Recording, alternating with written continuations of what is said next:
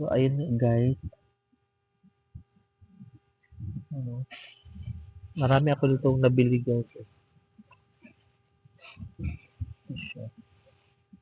Siyempre, tsaka guys, nabili pala ako nito. Ayan. Sobrang maganda nito guys. Mura lang. Di ba? Ang laki. Malaki yung kwenta. Ayan. Ang ganda. Di ba?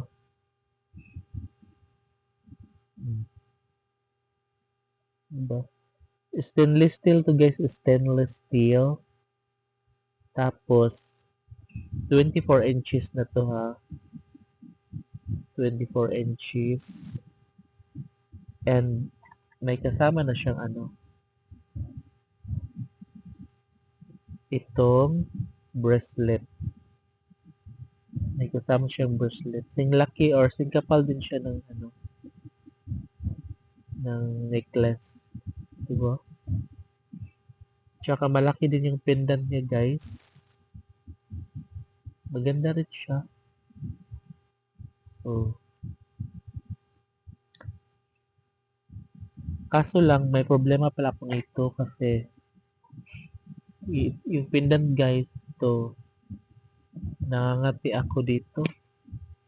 Makati siya. Although maganda naman siya guys, pero parang pagdating sa likuran, nangangati ako. Kaya hindi ako mahilig ng mga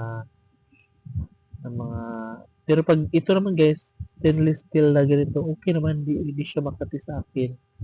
Dito lang ako, ayan, sa likod ng cross Makati. Pag nadapil, gano'n, Makati. Kaya maghanap na lang ako guys ng ibang ng ibang pendant. Yung malaki din, ganyan, para ano siya, para bagay ba.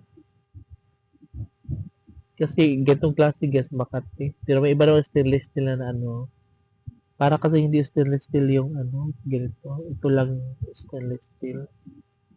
Pero okay naman siya, all in all. Lalong-lalo yung bracelet niya guys, maganda. Siya. So, ayun lang. And, mabuhay kayong lahat.